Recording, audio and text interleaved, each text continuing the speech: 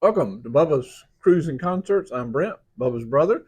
We're here to talk about the crazy and insane prices for the Icon of the Seas, a ship that sometime in my lifetime I'd like to go on, but at the current rates, it's not looking good. But maybe it's just us that thinks this. It may be when you're a grandpa, but I could get the senior rate then. yeah, these are insane prices. Like I knew they would be high, but for example, the first 7 months of the year, so from January through July, all the way through July, the cheapest sticker price to get on is $2,419 per person. per person.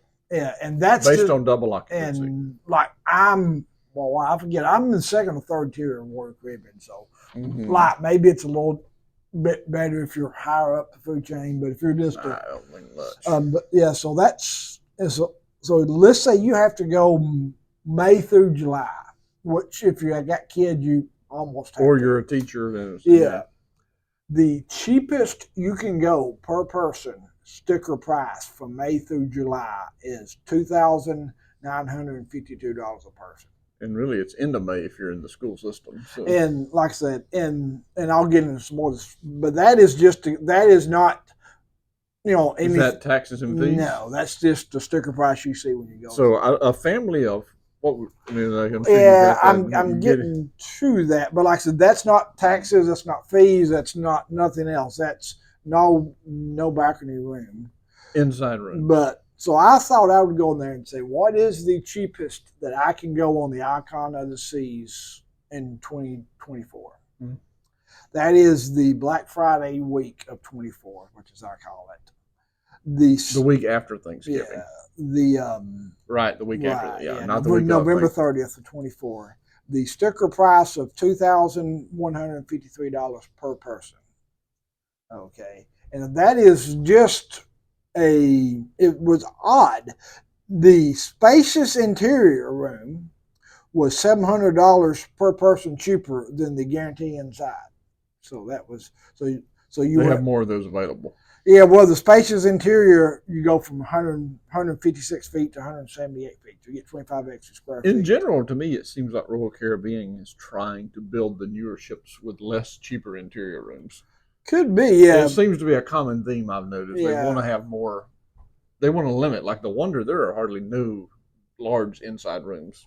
Yeah, so your per person for spacious interior was $2,100, which is the cheap price, and then the guarantee inside room was $2,800. So you'd be kind of goofy to do that. So that would say two people, the cheapest you can do that next year, based on my price level, was $4,600 for two people with the inside room. Taxes. That is with taxes. And they tried it. I thought it was funny. Port charges and everything. Yeah, I thought it was funny that they try to claim they saved you $3,000 on that. It's a bargain. The good news, if you want to call it that, was if you added a kid to that, it's only $300 more.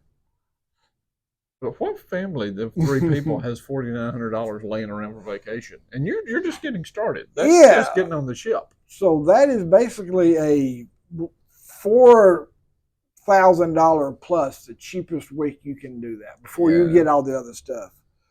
And a little bit more information before we rant and rave about it is, let's say you wanted to do a balcony. There's a lot of people, I'd say maybe the majority of people, that don't cruise unless they have a balcony.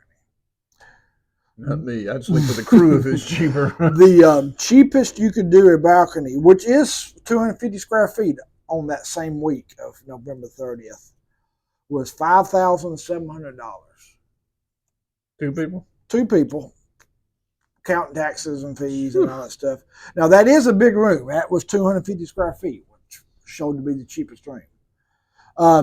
If you had a kid to that, you actually knocks you down $400 if you let them pick the room.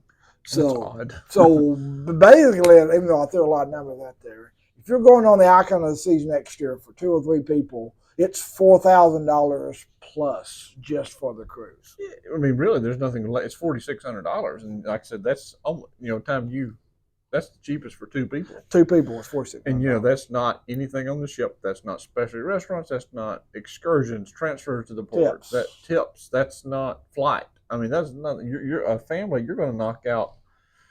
Probably cheapest you're going to do is $6,000, and that's if you're, Yeah, and that's crazy. The thing about this week being the Black Friday, it's the cheapest. But if you have to fly during that time, you're going to spend more on your flight. So you pretty much have to be in Florida to get that right. I just looked at a cruise in an example. It's this November, MSC Seaside Port Canaveral 7-day cruise, 2 people, $848 total for that's room, fees, tax, everything.